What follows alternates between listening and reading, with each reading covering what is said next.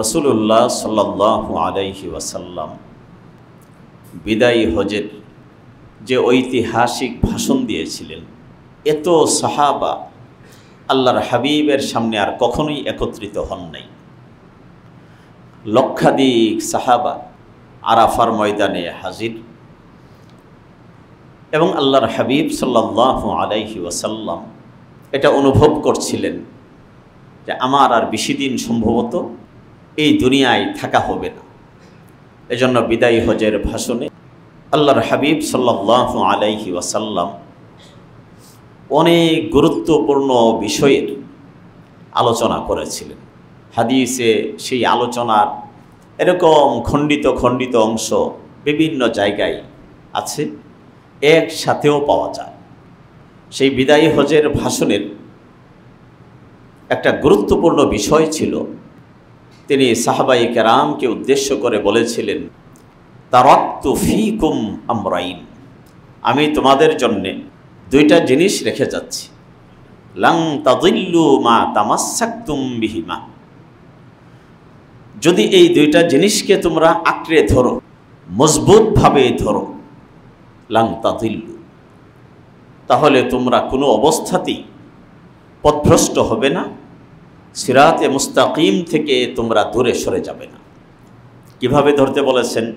মজবুত করে ধরতে বলেছেন, যে দুইটা জিনিসকে যদি মজবুত করে ধরতে পারো, শক্ত করে ধরতে পারো, লাং তাদিল্লু, তোমরা পথভ্রষ্ট হবে না।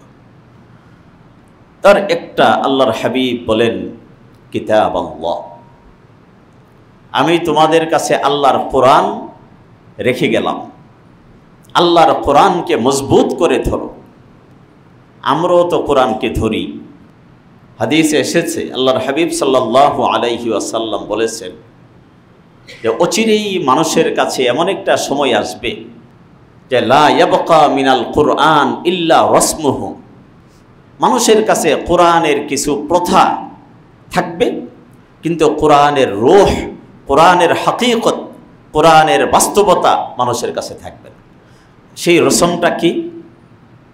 সেই রসমটা হচ্ছে যে আমি মুসলমান হিসাবে তো 12টা সূরা 11টা সূরা শিখতে হয়। এটা হলো খুব ভালো মুসলমানের লক্ষণ, যে 11 সূরা মুখস্থ করব, সূরা ফিল পর্যন্ত, এটা দিয়া জীবন কাটায়া দিব। বাবা মারা যাওয়ার পরে 1-2 বার কোরআন খতম করতে হয়, নিজে যেহেতু পড়তে পারি না, ভাড়া করে লোক এনে কোরআন খতম করাবো। কোরআনের রসম, এরকম কোরআনের কিছু প্রথাগত কাজ, এগুলো মানুষের মাঝে থাকবে, কিন্তু আল্লাহর কোরআন বাস্তবিক অর্থে মুসলমানের কাছে থাকবে না। এই ভবিষ্যৎবাণী, এই সতর্কতা আল্লাহর হাবিব তার উম্মতের জন্য দিয়ে গেছেন। কোরআন থাকবে, এটা শুধুমাত্র নামে, কোরআন বাস্তবিক অর্থে মুসলমানের কাছে থাকবে না। ফলে মুসলমান পথভ্রষ্ট হবে, ঈমান হারা হবে। এখন তো এর চেয়েও দুর্ভাগ্যজনক বিষয় আছে, এরকম 11 সূরা ভালো করে জানে, যে 2-4 রাকাত নামাজ সহি করে পড়তে পারবে, এরকম মানুষের সংখ্যাও নিতান্তই কম। খুঁজলে খুব হাতে গোনা মানুষ পাওয়া যাবে যারা আপনার কয়েকটা সূরা সহিভাবে পড়তে পারে। যদিও আমরা মনে করি যে আমরা প্রত্যেকেই মনে হয় ইসলামের ব্যাপারে অনেক বেশি জানি, অথচ এটা প্রাথমিক বিষয়। তো আল্লাহর হাবিব বললেন যে কোরআনকে মজবুত করে ধরো।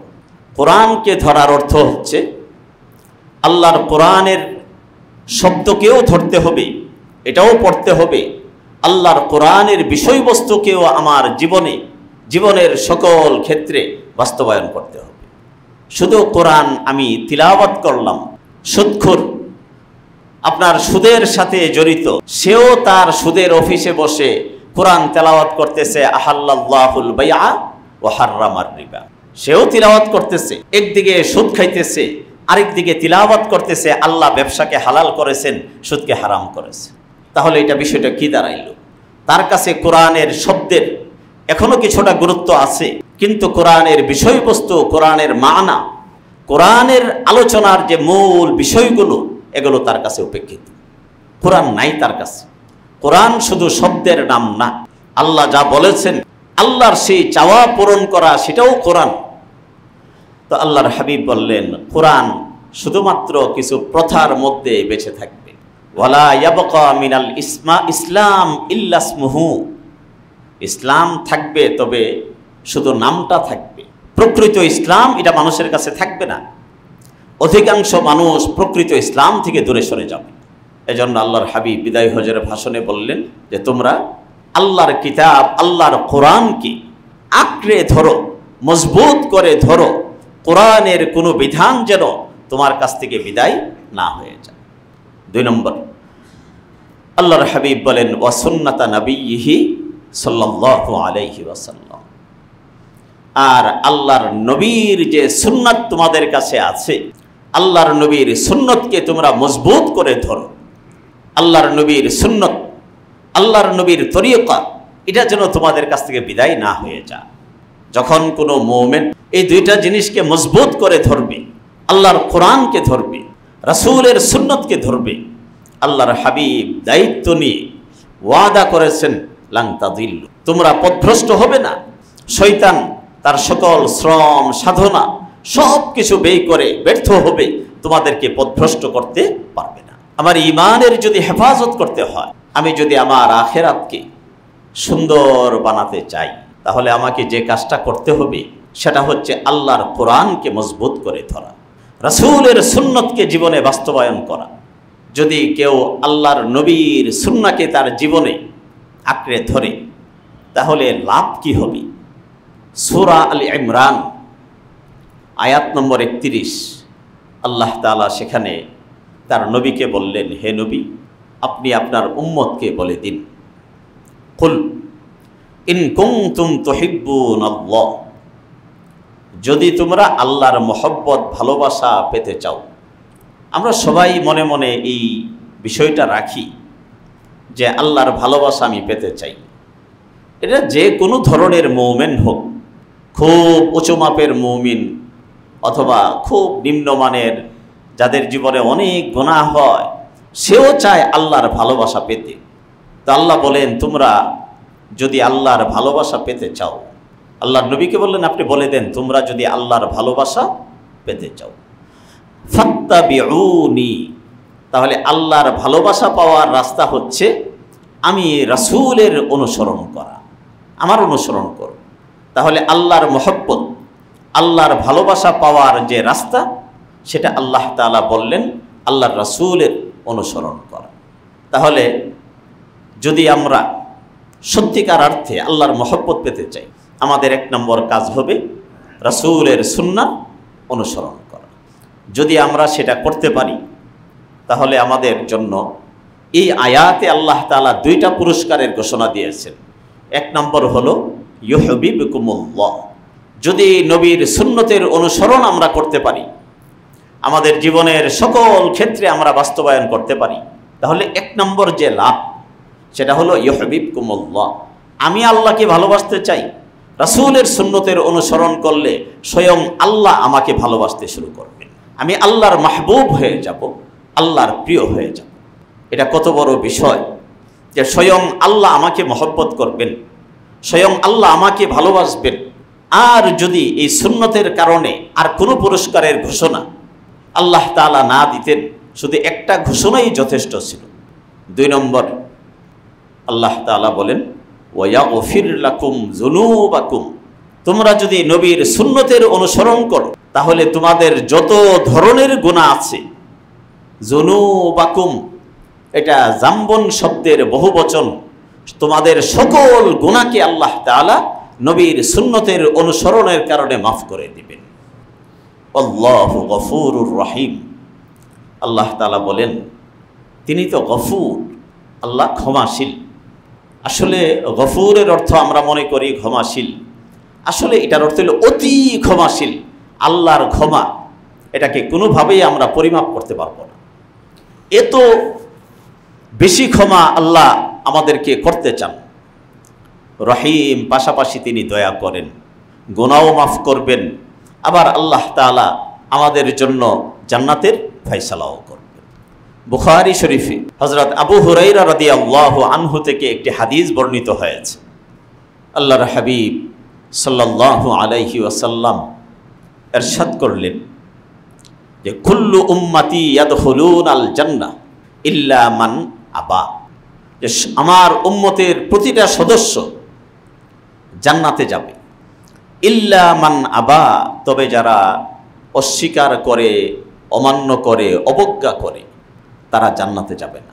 নবীর উম্মত আবার অস্বীকার করে, বিষয়টা কিরকম? সাহাবায়ে কেরাম জিজ্ঞাসা করলেন, ইয়া রাসূলুল্লাহ ওমাইয়া আবা, অস্বীকার আবার কারা করে?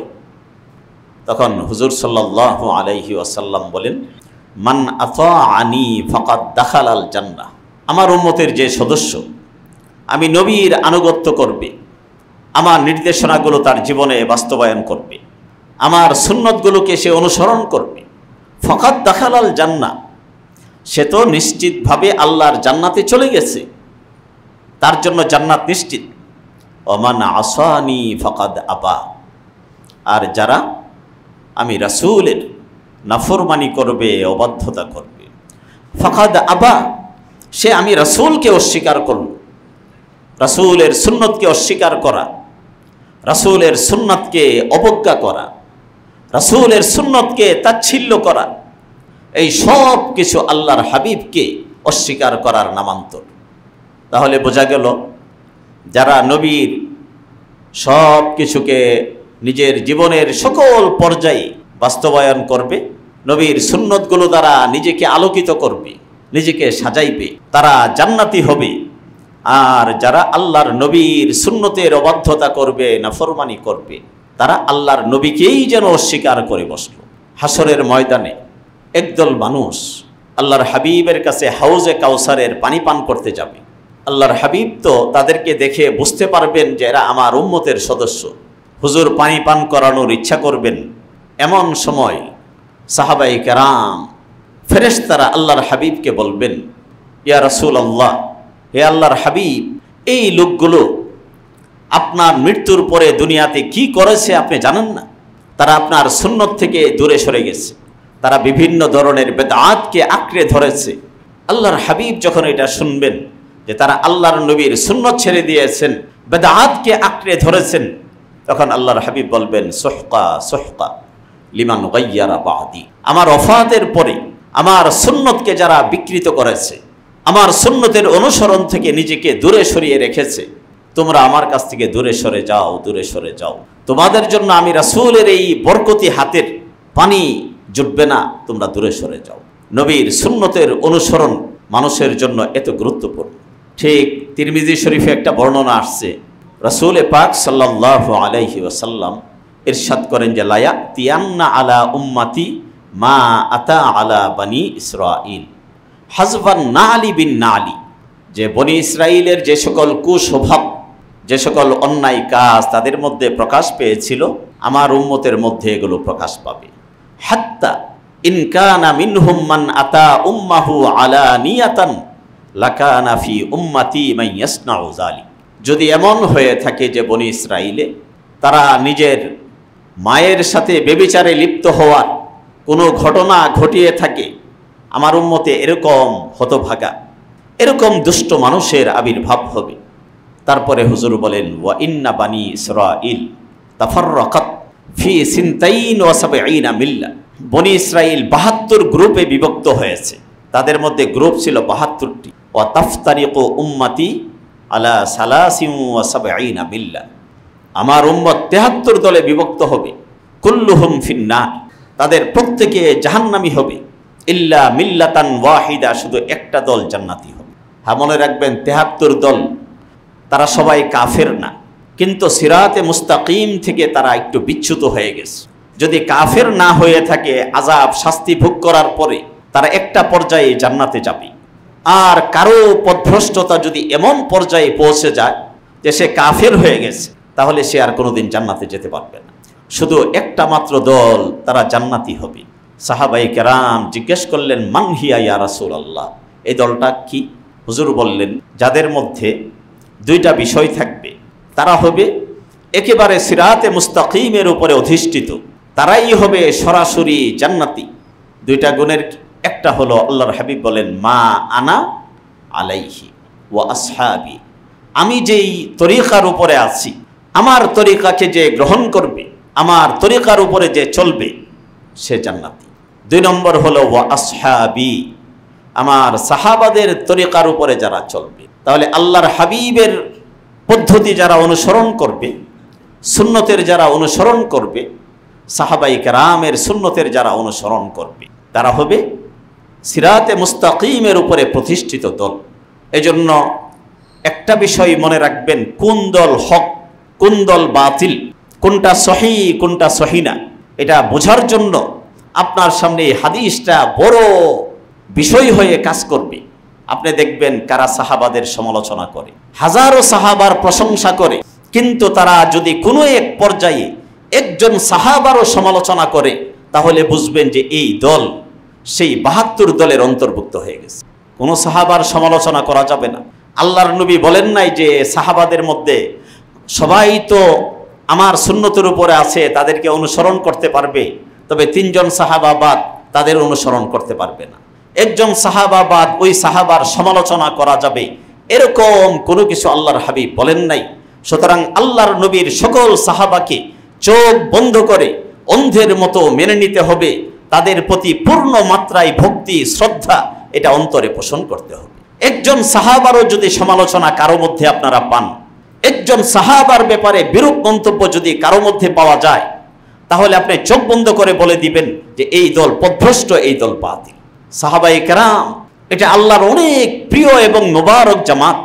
আল্লাহ তাআলা আমাদেরকে বলছেন, আমিনু কামা আমানান নাস, তোমরা ওইভাবে ঈমান আনো যেভাবে সাহাবায়ে কেরাম ঈমান এনেছে। তাহলে আমার ঈমানের মানদণ্ড, আমার ঈমানের মাপকাঠি, আমার আমলের মাপকাঠি সেটা হবে সাহাবায়ে কেরাম রিদওয়ানুল্লাহি আলাইহিম আজমাইন। তাহলে আল্লাহর নবীর সুন্নত, সাহাবায়ে কেরামের আদর্শ, এই বিষয়গুলোকে যদি আমরা ধরি, তাহলে আমরা সিরাতে মুস্তাকিমের উপরে থাকতে পারব। ঠিক একই ধরনের একটা বর্ণনা সুনান তিরমিজিতে এসেছে, লম্বা হাদিস। আল্লাহর হাবিব সাল্লাল্লাহু আলাইহি ওয়াসাল্লাম বলেন যে মাইয়াইশ মিনকুম বাদি ফাসায়ারা ইখতিলাফান কাসীরা, আমার পরে মানুষের মধ্যে অনেক মতবিরোধ হবে, মানুষ বিভ্রান্ত হবে, এই দল এভাবে বলে, ওই দল আরেকভাবে বলে। রাজনৈতিক দলের কথা বলছি না, যারা ধর্মের নামে বিভিন্ন দলে বিভক্ত হয়েছে তাদের কথা বলছি। এরকম বলে, আরেকজন আরেক রকম বলে, এত মতবিরোধ, তখন আমি কোন দিকে যাব? আল্লাহর হাবিব সাল্লাল্লাহু আলাইহি ওয়াসাল্লাম বলেন, তখন আমাদের যে কাজটা হবে, 1 নম্বর ওয়া ইয়াকুম ওয়া মুহদাসাতিল উমুর, নতুন বিষয় নিয়ে যদি কেউ আসে এগুলোকে পরিহার করতে হবে। যে বিষয়ের কথা কোরআনে নাই, হাদিসে নাই, যেই বিষয়ের অস্তিত্বের কথা আমরা কখনোই শুনি নাই, এরকম বিষয়কে পরিহার করতে হবে। তারপরে হুজুর বলেন, ফাআলাইহি বিসুন্নতি ওয়া সুন্নাতিল খুলাফাইর রাশিদিন আল মাহদিয়্যিন আযু আলাইহা বিন নওয়াজিজ। এরকম ইখতিলাফের সময়ে, মতবিরোধের সময়ে তোমাদের 1 নম্বর কাজ হলো নতুন বিষয়কে পরিহার করবে। 2 নম্বর কাজ হলো বিসুন্নতি, আমি রাসূলের সুন্নতকে আঁকড়ে ধরবে। 3 নম্বর কাজ হলো সুন্নাতিল খুলাফাইর রাশিদিন, খুলাফায়ে রাশেদার কর্মপন্থা, তাদের বক্তব্য, তাদের কথা, এগুলোকে তোমরা আঁকড়ে ধরবে। তারপরে হুজুর বলেন আযু আলাইহা বিন নওয়াজিজ, মারির দাঁত দিয়ে তোমরা সেটাকে কামড়ে ধরো। কোনোভাবেই যেন আল্লাহর নবীর কোনো সুন্নত তোমার কাছ থেকে ছুটে না যায়, কোনোভাবেই যেন খুলাফায়ে রাশেদার কোনো সুন্নত আমার আপনার কাছ থেকে ছুটে না যায়। রাসূল পাক সাল্লাল্লাহু আলাইহি ওয়াসাল্লাম এক হাদিসে ইরশাদ করেছেন যে মান আহইয়া সুন্নতি, যে আমার সুন্নতকে জিন্দা করবে, রাসূলের সুন্নাহকে জিন্দা করবে। জিন্দা কিভাবে করে? সুন্নত তো এটাকে প্রাণ দেওয়া যায় না। সুন্নত জিন্দা হয় আমার যে 3.5 হাত দেহ, এটার মধ্যে আল্লাহর নবীর সুন্নতকে বাস্তবায়নের মাধ্যমে, আমার পরিবারে আল্লাহর নবীর সুন্নতকে বাস্তবায়নের মাধ্যমে, আমার অন্যান্য সকল ক্ষেত্রে আল্লাহর নবীর সুন্নতকে বাস্তবায়নের মাধ্যমে আল্লাহর নবীর সুন্নতকে জিন্দা করা হয়। আল্লাহর হাবিব বলেন মান আহইয়া সুন্নতি, যে আমার সুন্নতকে জিন্দা করবে, আমার সুন্নতের চর্চা করবে, ফাকাদ আহাব্বানি, সে আমাকে মহব্বত করলো। নবীকে মহব্বত করা, রবিউল আউয়াল মাস, নানান ধরনের মহব্বতের প্রকাশ ঘটে। আপনার নামাজ বাদ দিয়া, রোজা বাদ দিয়া, বেড়া আর বেডি সব মিল্লা একসাথে জশ্নে জুলুসের মিছিলে তারা বের হয়ে যায়। পুরুষও বের হয়, মহিলাও বের হয়, এবং সেখানে এরকম অনেক অশ্লীল কাজও বিগত কয়েক বছর যাবৎ শুরু হয়েছে। নাচানাচি হয়, হই হুল্লোড় হয়। এটা তো আল্লাহর নবীর সুন্নতকে জিন্দা করা না। সুন্নতকে জিন্দা করা হচ্ছে আল্লাহর নবী যা করে গেছেন এগুলোকে জিন্দা করা। আল্লাহর নবীর দাড়ি, সমস্ত নবীদের দাড়ি এটা লম্বা ছিল, আমরা কি এটা করতে পারি? আমরা অনেক আপনার খুব যারা নিজেদেরকে ইসলামিস্ট দাবি করে, এরা আবার এই সমস্ত ওয়াজ শুনলে এরা বলে ইসলাম কি খালি দাড়ির মধ্যে? না, ইসলাম শুধু দাড়ির মধ্যে না। ইসলাম শুধু দাড়ির মধ্যে না, কিন্তু দাড়ি ইসলামের মধ্যে আছে। ইসলামের মধ্যে শুধু দাড়ির বিধান না, বরং এই দাড়িটা ইসলামের ভিতরে আছে। কারণ আপনি কই আছেন এটা দেখেন। নবীকে এত মহব্বত করি, ভালোবাসি, এত কিছুর পরে দিন শেষে আমার কাছে মনে হয় আমি যদি নবীর এই সুন্নতটা বাস্তবায়ন করি, সমাজে মনে হয় আমাকে একটু অবজ্ঞা করা হবে, একটু তাচ্ছিল্য করা হবে। আমাদের এই মনোভাবের কারণে দেখেন অবস্থা কি হয়েছে। ঢাকা ইউনিভার্সিটির এক হলে গত 2 দিন আগে মাইকে আজান হয়েছে। 17 বছর যাবত এই মাইকে আজান হয় নাই। কেন? নেতাদের ঘুমের ডিস্টার্ব হতো। কারণ আমরা যে ধরনের মুসলমান, আমাদের নেতারা তো সেই ধরনের মুসলমানই হবে। এখন যদি এই দেশের মানুষ ইসলামকে এমন ভালোবাসতেন, তখন তারা ভয়ে এই ধরনের চিন্তা করারও সাহস পেত না যে আজান তারা মাইকে বন্ধ করে দিবে। আল্লাহর হাবিব বলেন সুন্নতকে জিন্দা করো নিজের জীবনে। আরে জীবন মানুষের, শুধু দাড়ির কথা বলছি না, আমার পকেটে কি মিসওয়াক আছে? আল্লাহর নবীর গুরুত্বপূর্ণ সুন্নত। আল্লাহর নবী বলছেন যে আসসিওয়াকু মাতহারাতুন লিল ফাম, এই মিসওয়াক মুখকে পবিত্র বানায় দেয়। আমি ব্রাশ করি, আমার দাঁত পরিষ্কার হবে, কিন্তু মিসওয়াক দ্বারা আমার মুখ পবিত্র হবে। আমার মুখ দ্বারা কত গুনাহ হয়, এরকম কত ধরনের অপরাধ হয়, তাহলে এটাকে আমি কিভাবে পবিত্র করব? এটা পবিত্রতার জিনিস হলো মিসওয়াক। এটা তো অনেক কঠিন বিষয় না। এটাও তো এখন যদি আমরা খুঁজি, কয়জনের পকেটে মিসওয়াক পাওয়া যাবে? মারজাতুন লির রব, এই মিসওয়াক দ্বারা আল্লাহ খুশি হয়ে যান। এটা তো কোনো কঠিন কাজ না। আমার ঘরে কি দস্তরখান আছে? আমি যে খেতে বসি, আল্লাহর নবী দস্তরখানে খেতেন, আমি কি সুন্নত জিন্দা করেছি? এরকম অসংখ্য সুন্নত যেগুলো আছে, এই সুন্নতগুলোকে খুঁজে খুঁজে জিন্দা করা। নিজের ঘরে গেলে সালাম দিয়ে ঘরে প্রবেশ করা না, একবারে পুরুষ।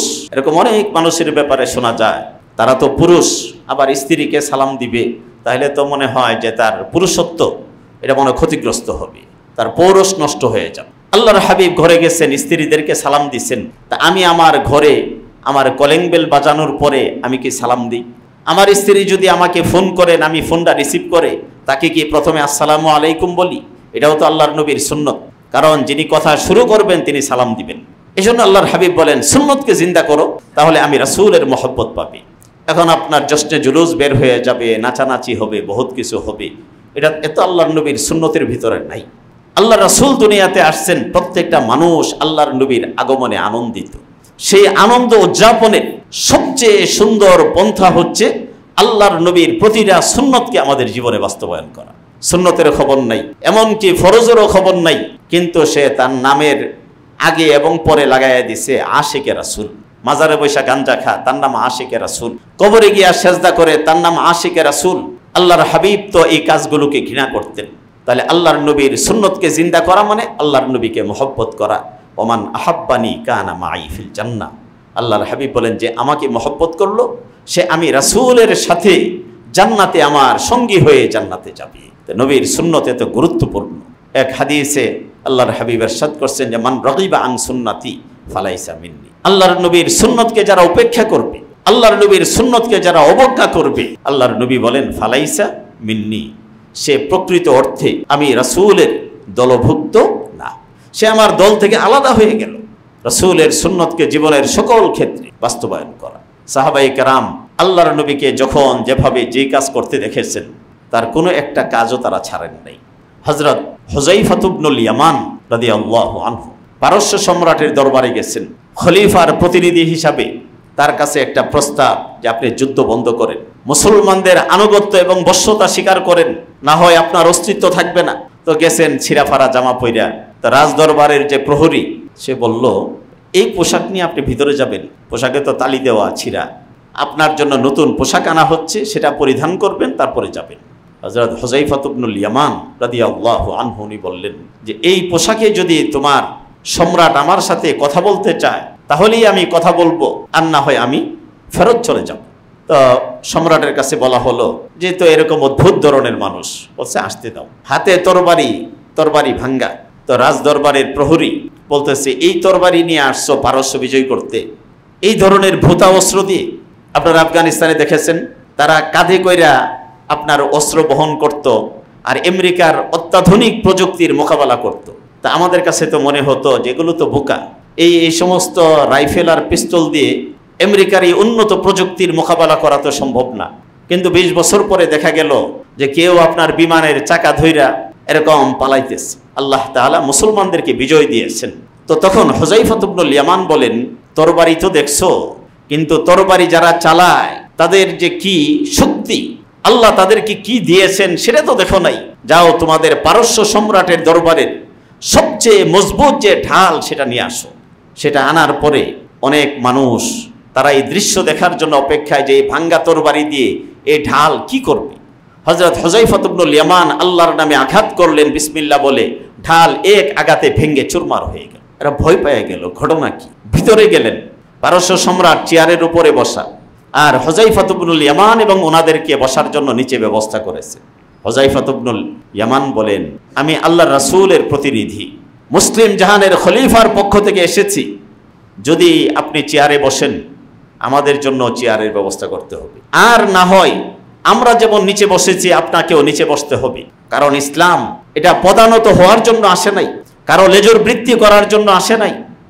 ইসলাম এসেছে দুনিয়ার সব কিছুর উপরে থাকার জন্য। এই কথা বলার পরে এ প্রসঙ্গে একটা ঘটনা আপনাদেরকে শোনাই। যখন 2006-এর পরে আমাদের ফখরুদ্দিন মঈনুদ্দিন সাহেবরা এদেশের ক্ষমতায় কিছুদিন ছিলেন, তখন আপনার রমজান মাসে একটা ইফতার মাহফিল বাইতুল মুকাররম জাতীয় মসজিদের খতিব মাওলানা উবাইদুল হক সাহেব রহমতুল্লাহ আলাই, ওনাকেও সেখানে দাওয়াত দেওয়া হলো। তো উনি গিয়ে দেখেন ওনার বসার জায়গাটা পিছনের সারিতে। উনি তো শুধু উবাইদুল হক না, উনি তো জাতীয় মসজিদের প্রতিনিধি।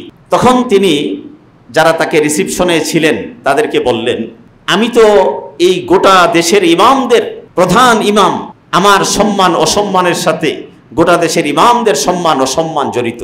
আমার জন্য যদি বসার জায়গা প্রধান উপদেষ্টার পাশে না হয়, প্রথম সারিতে না হয়, আমি এই প্রোগ্রাম থেকে এখনই চলে যাব। সাথে সাথে সেখানে বসার ব্যবস্থা করা হয়েছে। এটা অহংকার না, এটা হলো আত্মমর্যাদা। তো হযরত হুযায়ফা ইবনুল ইয়ামান বললেন, হয় আপনি নিচে বসবেন, না হয় আমাদের জন্য চেয়ারের ব্যবস্থা করবেন। বলে কি অদ্ভুত, এখন বাদশা কি নিচে নামবে? সবার জন্য চেয়ারের ব্যবস্থা করা হবে। এরপরে সর্বশেষ তাদের জন্য খাবারের ব্যবস্থা করা হবে, এরকম ডাইনিং টেবিল ইত্যাদি।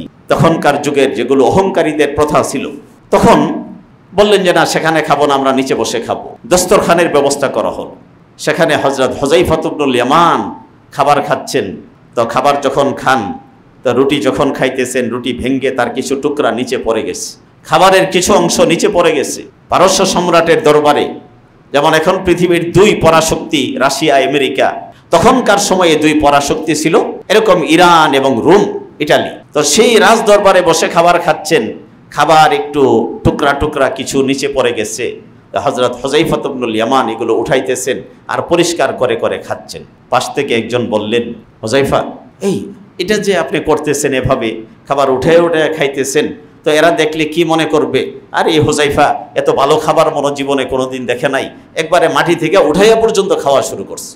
আজকের জন্য আল্লাহর নবীর এই সুন্নতটা স্থগিত রাখেন। হযরত হুযায়ফা ইবনুল ইয়ামান একটা গর্জন দিলেন, দিয়ে বললেন, আত্রুকু সুন্নাত রাসূলিল্লাহ লিহাউলাইল হুমাকা। এই নির্বোধ বোকাদেরকে খুশি করার জন্যে, তাদের মনোরঞ্জনের উদ্দেশ্যে আমি কি আমার রাসূলের সুন্নত ছেড়ে দিব? এটা পারস্য সম্রাটের দরবার হোক, রোম সম্রাটের দরবার হোক, এটা আপনার আমেরিকার হোয়াইট হাউস হোক, অথবা তার চেয়েও দামি কোনো জায়গা হোক, যে জায়গায় আমি যাই না কেন, আমার রাসূলের সুন্নত ছাড়ার কোনো সুযোগ আমার নাই। এটা হলো ঈমান। এটা ছিল সাহাবায়ে কেরামের অবস্থান। হযরত সাইয়্যিদানা উসমান ইবনে আফফান রাদিয়াল্লাহু আনহু হুদায়বিয়ার সন্ধির সময় মক্কার কাফেরদের সাথে আলোচনার জন্য যাবেন। তো উনি যখন রওনা করছেন, সাদা সিধা মানুষ, লুঙ্গি পরছেন একবারে টাকনুর উপরে, গোড়ালির উপরে। আর আরবের সর্দারদের একটা বৈশিষ্ট্য ছিল, তারা টাকনুর নিচে কাপড় পরিধান করত। কাপড় মাটিতে হেসরাইতে থাকতো, এটাকে আভিজাত্য মনে করা হতো, যেটার ব্যাপারে আল্লাহর হাবিব বলছেন, যদি কাপড় গোড়ালির নিচে যায় ওই অংশটাকে আল্লাহ জাহান্নামে দিবেন। তো এখন হযরত ওসমানের কাপড় গোড়ালির উপরে, গোড়ালির বেশ উপরে, এরকম দেখতে একটু গেয়েও গেয়েও মনে হচ্ছে। তো হযরত ওসমানের সাথে যেই লোক, তিনি বলেন, ওসমান, আপনি তো যাবেন মক্কার বড় বড় সর্দার নেতাদের সাথে কথা বলতে, এই ধরনের পোশাককে তো তারা গ্রাম্য পোশাক মনে করে, আর এই ধরনের পোশাক পরে আপনি গেলে তারা তো আপনার সাথে কথা বলতে রাজি হবে না। হযরত সাইয়্যিদানা উসমান ইবনে আফফান রাদিয়াল্লাহু আনহু তিনি বললেন, হাকাযা কানা ইজারাতু সাহিবিনা সাল্লাল্লাহু আলাইহি ওয়াসাল্লাম, আমার রাসূলের লুঙ্গি তো এরকম, আমার রাসূল তো লুঙ্গিকে গোড়ালির উপরে পরেন, আমার রাসূলের পোশাক যেরকম আমার পোশাক এরকম হবে। তোমার নেতাদেরকে বলো যদি এই পোশাকে আমার সাথে কথা বলতে চায় তাহলে কথা বলবে, আর যদি কথা বলতে ইচ্ছা না হয় আমার কথা বলার কোনো প্রয়োজন নাই, কিন্তু আল্লাহর নবীর সুন্নত আমি এক মুহূর্তের জন্য ছাড়তে পারবো না। এটা হলো ঈমান, এটা হলো ইসলাম। এই ঈমান, এই ইসলাম যখন আমাদের কাছে আসবে তখন এটা আমাদেরকে আখিরাতের মুক্তির রাস্তা দেখাবে।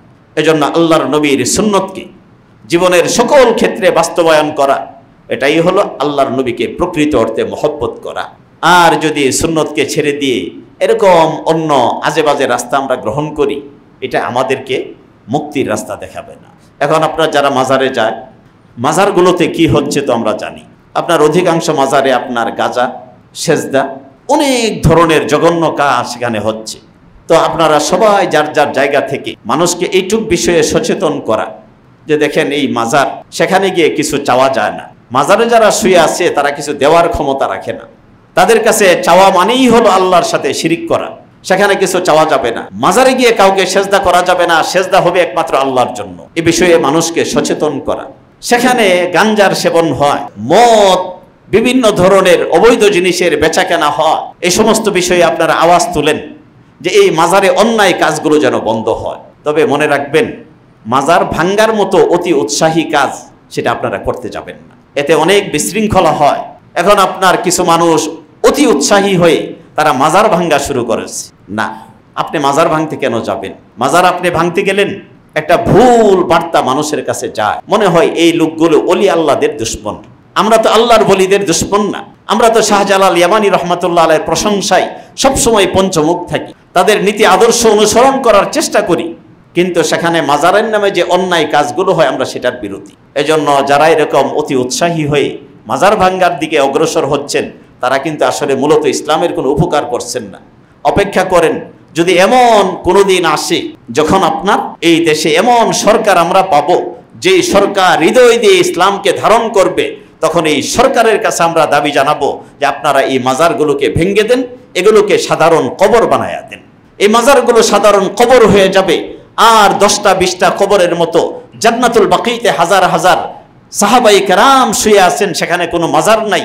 এরকম বড় বড় ওলিদের মাজারগুলোকে কবর বানানো হবে, সেই কবরগুলোতে কোনো বেদাত থাকবে না, শিরক থাকবে না, সেখানে গাঞ্জা, ফেন্সিডিল, ইয়াবা থাকবে না। সেখানে আল্লাহর ওলিদের কবর মানুষ দেখবে, দেখার পরে মানুষের ভিতরে আখিরাতের কথা স্মরণ হবে। এজন্য নবীর সুন্নতকে জীবনের সকল ক্ষেত্রে বাস্তবায়নের একটা প্রতিজ্ঞা আমরা যদি করি, তবেই সেটা হবে আল্লাহর নবীকে প্রকৃত অর্থে ভালোবাসা। আল্লাহ তাআলা আমাদেরকে কথাগুলো বোঝার তৌফিক দান করুন। আমিন ওয়া আখিরু দাওয়ানা আলহামদুলিল্লাহ।